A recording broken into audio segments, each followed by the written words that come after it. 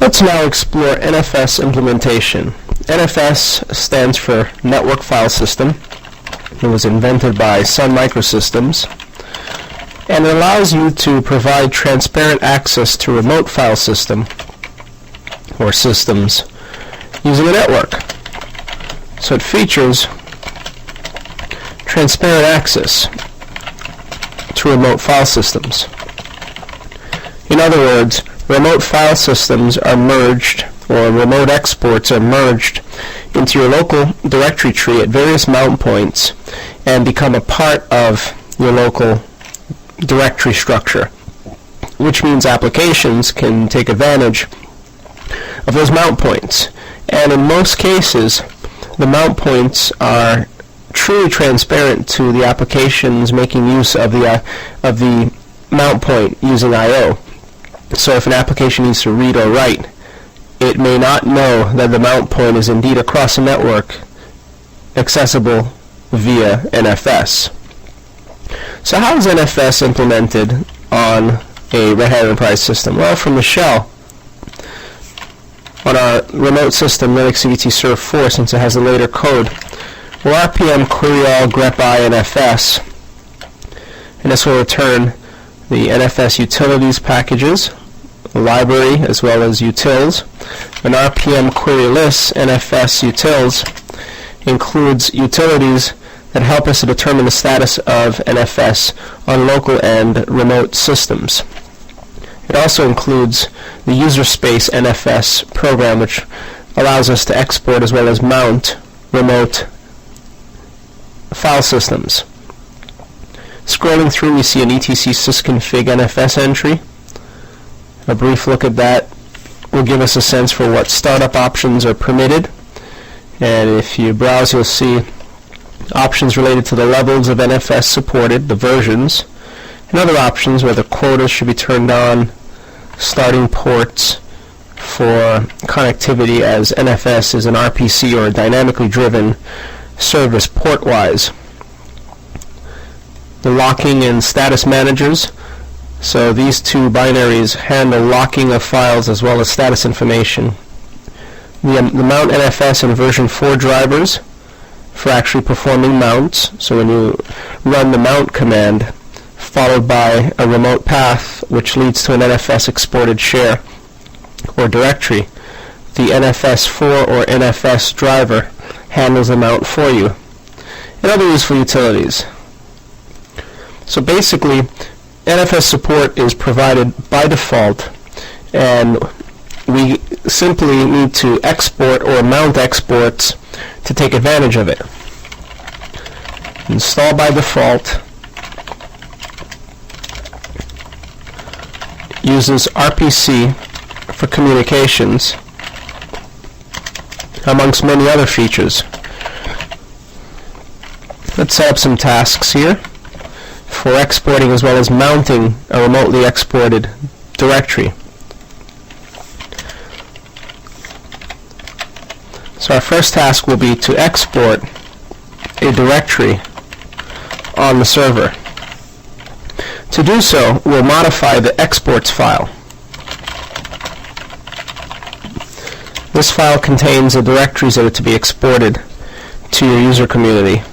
Let's navigate to etc, and the default file has nothing. However, we can populate it using entries such as the following: the path to directory, followed by an IP address or host name, followed by parentheses, and in between the parentheses we define the options that are to be associated with the exported path, such as whether or not it should be read-only, read-write, and so on. You can define rules on a per IP address or subnet basis by indicating the IP addresses on multiple lines or on the same line. In either case, NFS will parse the multiple entries for a given export and set up its ACL or access control lists accordingly. Now we'll substitute our path to directory with a directory that we've yet to create, named NFS1. So /NFS1 will be made available to to 192.168.75.10 in read-write mode. Let's go ahead and copy this entry. And on our local system, we'll make a directory at the root calling it NFS1. And then we'll modify the exports file to make this item available. So this simple entry will be read by the NFS service to mean that if the connecting client has an IP address of 192.168.75.10, permit read-write access. We'll save the changes. And in etc init, if we take a look, there's an NFS entry, as well as an NFS lock entry. A check config list NFS reveals that it's off in all run levels, so let's go ahead and turn it on in run levels 3 and 5. And attempt to start the service and confirm that it is indeed exporting /NFS. So we'll service NFS start. And when you start NFS, it starts any required daemons, such as the quota manager, the main daemon itself, and mountd, which handles the mounting of remote exports. So now a PSEF grepi NFS will reveal that multiple instances are indeed running. So step 2, or step 3 that is, formerly step 2, is to make directory /NFS1. Next step is to start NFS server using service NFS start. And then we need to confirm again that the server is indeed exporting the directories or directory that we've told it to export. There's a command that can be used to confirm as such. It's called exportfs. So it's option E. Confirm export or exports using exportfs with the verbose or V option. This will enumerate any directories that are currently exported by the server. It also enumerates any permissions or any defaults. We've indicated read-write. The root is squash, but if you indicate no root squash, then a remote user's equivalent permissions when connecting to the share will be root, when it's mounted as root, of course, as well as some other entries that you can get by, or find out more about by using man-NFS. But for example, those users who do not translate directly to a user mapped in etc password on the host system will be set to anonymous user ID. We should just note that NFS matches remote clients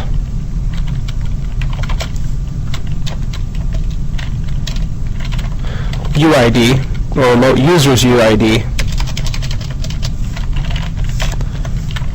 to determine, so it matches UID to local etc password to determine ACLs. So if a user has an ID of 150 on the client system and attempts to write to a directory that's exported using NFS, if a user with the ID 150 exists on the host system, the host NFS system, then the permissions will be equivalent. But if there is no match, as is the case oftentimes, the user will be matched to the anonymous user ID, which is reserved as 65,534, which is like the anonymous user in most operating systems, having very little privileges. Sometimes this is not the ideal way to export a directory. Sometimes it's more ideal to not squash root and to not set unknown users to the anonymous UID. But this setting, anonymous UID and root squash, these two settings are done to increase the security, to enhance the security posture of the NFS daemon, as it will allow anyone who has the right connecting IP to mount and potentially make irreparable changes to the export. Now let's go ahead and export another directory just to have it reflected using exportfs. We'll make directory NFS2. We'll modify the exports file. And in this case, we'll allow the same host to connect, 7510, but this time the user will be restricted to read-only rights. You may update your exports without restarting the NFS server. So second task, export /NFS2. Create entry in etc exports, and then to update the currently exported directories, use export fs-a. So update current exports using export fs-a, and then we'll confirm with -v.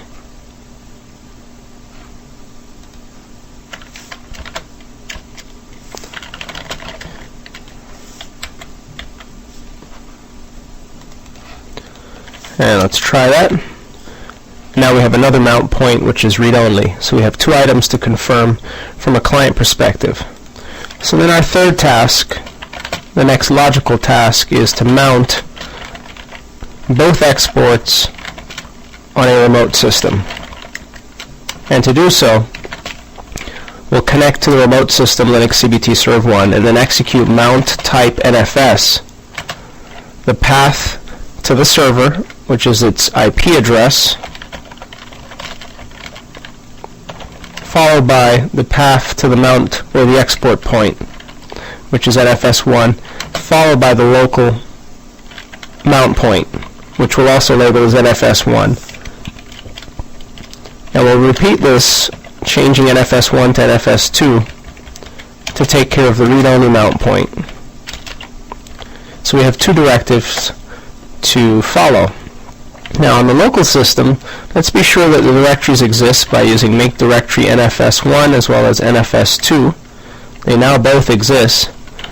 We'll reset the buffer and attempt to mount the remote item to our local directory. And this will contact the box 192.168.75.199 in search of an export path of /NFS1 and attempt to mount it locally at /NFS1. So we've gotten an exit status of 0, which means things should be fine. df-h will confirm if the item's mounted, and it is. We see status information. Mount also tells us if it's mounted.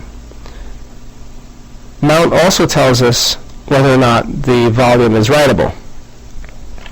So with that said, if we navigate to NFS1, we'll see that nothing exists. Let's sequence 1000 test from Linux CBT serve1.txt. Permission denied, and that's because we've been assigned the anonymous user ID. When we exported the volume, we decided to squash root, which made root on the local system equivalent to anonymous on the host system. Let's also mount NFS2, so we'll execute our mount command, but changing NFS2 or 1 to 2, and then a df-h will show 2. A mount, however, will reflect read-write as opposed to read-only, but the effective permissions when we navigate to NFS2 will be read-only. Let's try to write a file using sequence, and it tells us it's a read-only file system in spite of the fact that read-write is apparent in the mount dump. So one tells us read-only and the other tells us permissions denied. So our next task is to allow local root user the ability to write to NFS1 export. And to do so, we'll change one of the options in the export file, the etc exports file, on the host system. We'll indicate no _root _squash, which will override the root _squash for the export of /NFS1. So let's nano exports, and for this guy, we'll just include the new option, read-write, comma, no _root _squash. This will ensure that we mount the remote item appropriately. Let's save the changes and update our exports using exports or export FS-A followed by export FS-V to see the current settings. And now note /NFS1 is exported using no_root_squash, which means when the remote or the client root user attempts to mount this export, they'll have full root access. But of course, there are caveats with that as well, which is why you probably will want to run or use NFS within a closed environment, within a controlled environment. So back to our client system. We can umount /NFS1 and then remount it. This mount will still reflect read-write in both cases. The big difference being this time is that if we navigate to NFS1 and attempt to write a document, this time sequence 1,000,000, to test from Linux CBT serve1.txt, the file writes, and that's because we've indicated no_root_squash. That root should not be squashed or equated to anonymous. So now the file exists. There it is, 6.6 megabytes. We can interact with it using any of the programs that we'd have at our disposal. And on the host system, serve4, if we navigate to NFS1, you'll see the file. And there it is. So we can also interact with it here.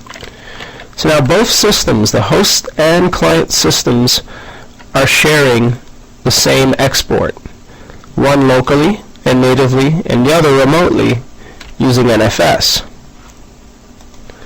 Which leads us to our next task. And we'll just indicate step A, modify in etc exports the options to read read-write no_root squash. And that is to set up mount points so that they're available upon reboot. To do so, we update the appropriate file, etcfs tab, or the file system table file. In there, we'll indicate the type of file system. So let's navigate to the shell on the local system, and then nano etcfs tab. In here, we'll make some space. We'll just call it NFS mounts and indicate the path to the share, which is 192.168.75, in this case 199:NFS1, followed by the local mount point, which is /NFS1. The system type is NFS, and the options should be read-write no_root_squash, followed by no check. And we can duplicate this for the NFS2 mount.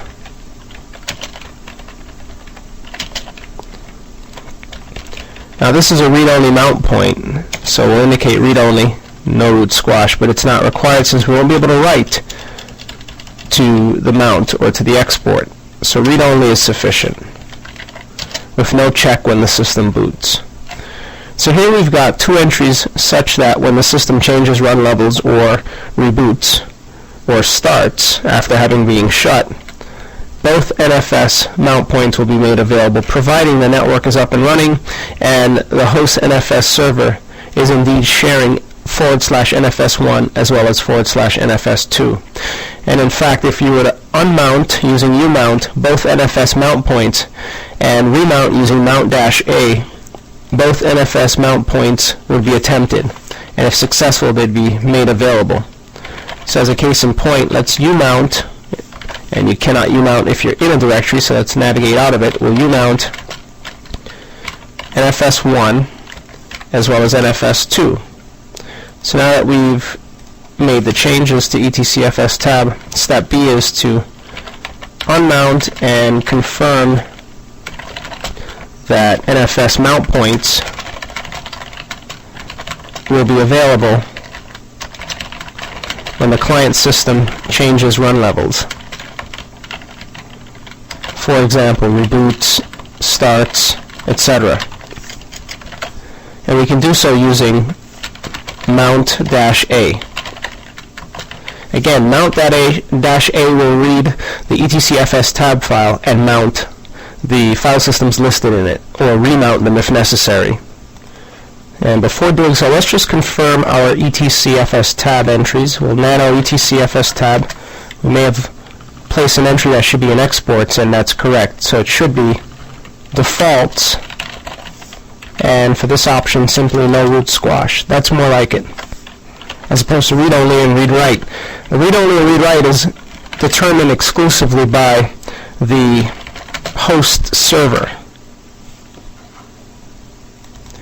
So in this case, it threw an error for both, or an error for no root squash and an error for defaults. So we need to look into this to see why it doesn't like the syntax. And that's because, again, these settings are dictated by the server. So the client isn't taking it, although older versions have. So let's modify, not a big deal.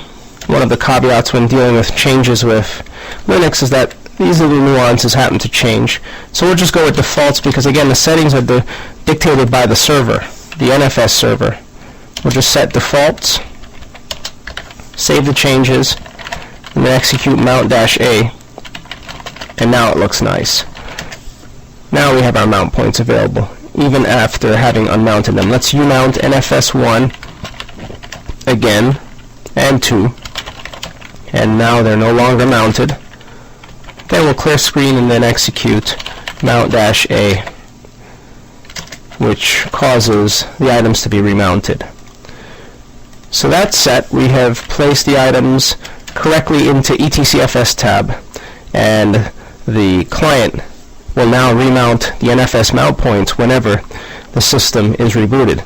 Now, as mentioned, there are several utilities included with the NFS packages.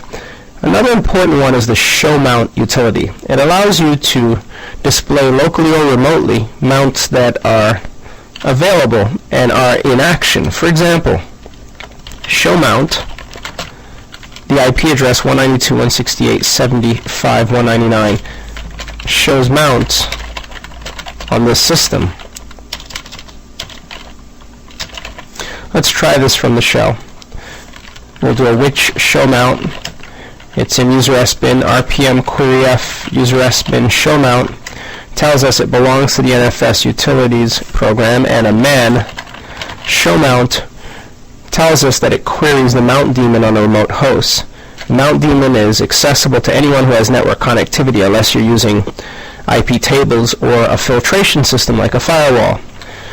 So it lists NFS information about that remote system, and let's give this a try. Show mount for 192.168.75.199, and this tells us that on 199 the host .10, which is the local system, is mounted.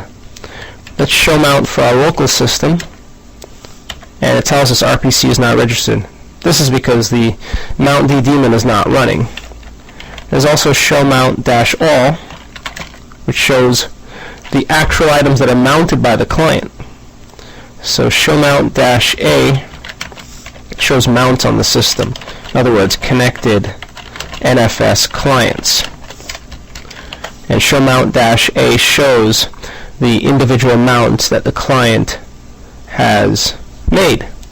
Now, what if we tried to mount /NFS1 and or NFS2 / that is, from a system that has a different IP address that isn't permitted, such as Linux CBT Media 1? So our sixth task will be to attempt to mount /NFS1 and /NFS2 from an unauthorized system. In this case, any system that doesn't match 192.168.75.10, such as Linux CBT Media 1. So from this system, df-h will tell us what's mounted. We see the Red Hat Enterprise 5.1 DVD ISO, but we see no traces of NFS. Mount grep NFS reveals nothing. Grep returns a non-zero status. So we'll make directory /NFS1 as well as /NFS2. And NFS1 already exists, so we'll make directory NFS2. Both exist, and this is from previous studies. So with that said, let's try to mount. We'll mount NFS 192.168.75.199 and FS1 on NFS1. Permission denied. How about 212? Permission is again denied. And that's because the etc exports file on the host server doesn't permit the additional host. So with that said, if you want to permit additional hosts, modify your etc exports file. Change a .10 to a subnet indicator, such as .0 followed by the full number of bits, 255, 255, or use a slash, or specify the hosts independently. If you want to permit all hosts to mount, here's an easy way to do so. O/24 for both cases. Save the changes, then export FS-A to update what's exported. So attempt to mount. It fails because client's IP does not match server's etc fs or exports entry. So step 2 is update server's etc exports to allow additional hosts, subnets, or subnet, etc., which we've done, and then re-export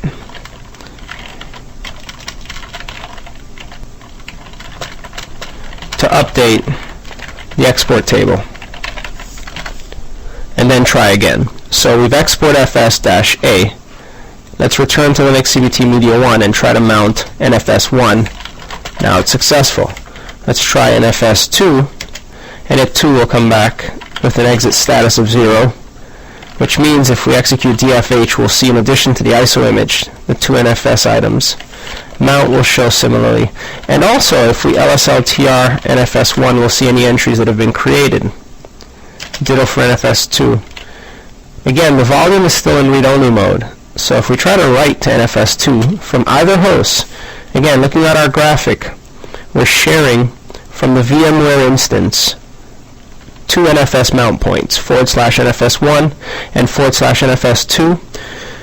We've mounted those 2 exports from one Red Hat Enterprise box and another all-purpose SUSE Enterprise box. So both have access. Let's try to sequence 1 million. NFS2, we'll call this test from Linux CBT Media 1.tex, which will of course fail because it's a read-only file system. How about trying to do so from NFS1 or into NFS1, and notice it works because root squash has been turned off. So long as we mount the export as root and you are logged on to the client as root, you'll be able to write to the NFS export as root. So from either host, let's try from this one, we will be able to see the new file. And there it is, test from Linux CBT Media 1. We can interrogate it to confirm that it isn't a blank file, and it was actually written from, again, the additional client. We can append to it from our local system. So let's grow the file. We'll sequence 1000